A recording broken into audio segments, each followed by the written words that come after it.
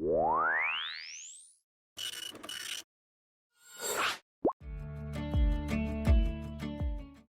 चलिए इस वीडियो में बात करते हैं HTML फॉर्मेटिंग एलिमेंट्स की।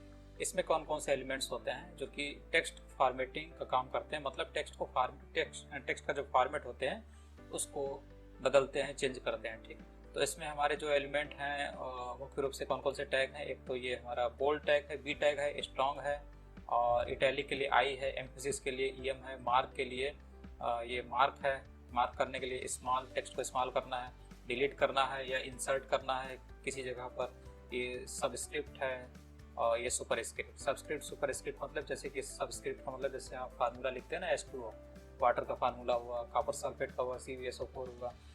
तो ये सब फार्मूले में जो लास्ट में ऊपर जो नीचे लगता है उसको सबस्क्रिप्ट बोलते हैं, और नीचे जो लगता है ऊपर जो लगता है उसको सुपरस्क्रिप्ट बोलते हैं। ठीक है, आगे इसमें पढ़ते हैं वीडियो में। तो सबसे पहला हमारा वो है बोल्ड टैग। ठीक, बोल्ड टैग क्या काम करता है, इस टेक्स्ट को बोल्ड कर देगा। देखिए ये हमारा बोल्ड टैग लगा हुआ है, पैराग्राफ है। ठीक है, पैराग्राफ है, और उसके अंदर जो हमारा कंटेंट है इसको बोल्ड करने की कोशिश की गई, इसलिए इस कंटेंट को हम बोल्ड टैग के बीच में रख देते हैं। ठीक, तो ये टैग हमारा कैसा हो जाएगा, बोल्ड हो जाएगा, इसलिए आपको ऐसा दिख रहा है।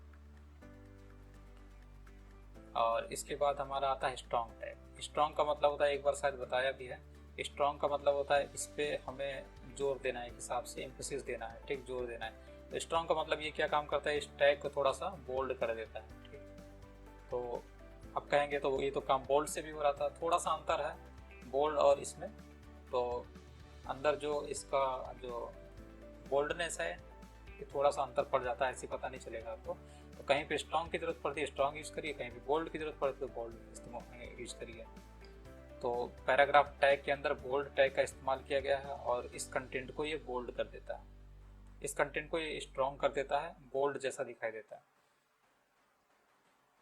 ठीक है, और उसके बाद हमारा आता है, ये आता है I defines part of text in the alternative voice और मोड। ये क्या होता है कि इसको इंडिकेट टेक्निकल टर्म फ्रेज, ये क्या काम करता है, आपके वर्ड को क्या कर देगा, इटैलिक कर देगा।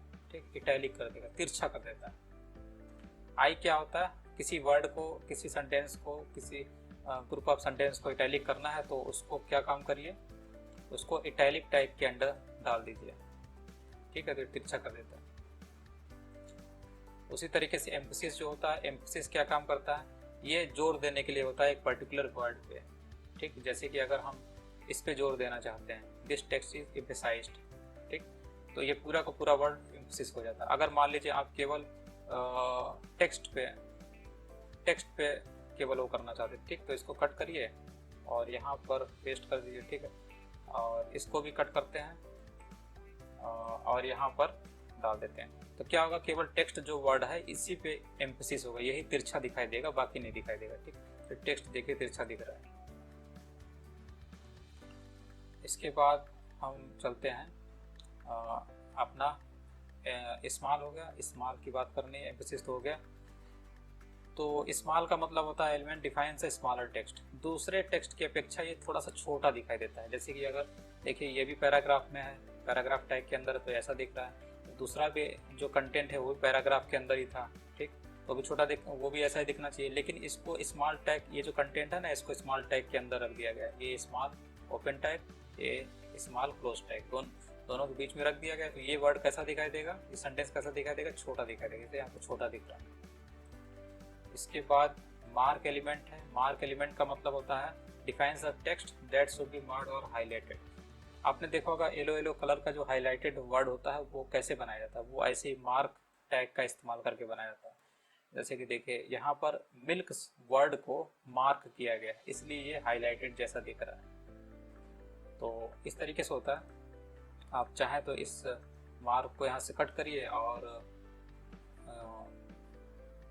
फॉरगेट पे कर दीजिए, डोंट पे, डू नॉट, या किसी पे भी कर दीजिए, बाई पे कर दीजिए।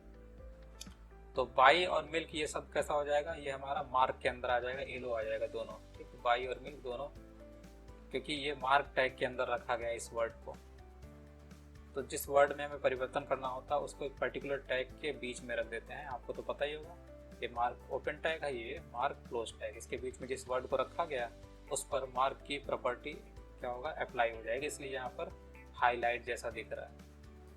इसके बाद डेल एलिमेंट क्या काम करता है, डिलीट करने का काम करता है। जैसे कि ये हमारा सेंटेंस था, my favourite colour is blue, ठीक। तो उसके बाद क्या हुआ, ब्लू को कट कर दिया गया, तो वहाँ पर डेल लिख दिया गया, ठीक। DEL से क्या हुआ, इसको कट जैसा माना जाएगा। ये देखिए कट लाइन हो गई और आगे रेड लिख दिया गया, मतलब ये ब्लू कट हो गया, ब्लू अब इग्नोर कर दिया जाएगा। इसलिए इस पर कट साइन लगाने के लिए, यानी डिलीट साइन लगाने के लिए हम डेल जो हमारा टैग होता है उसका यूज करते हैं।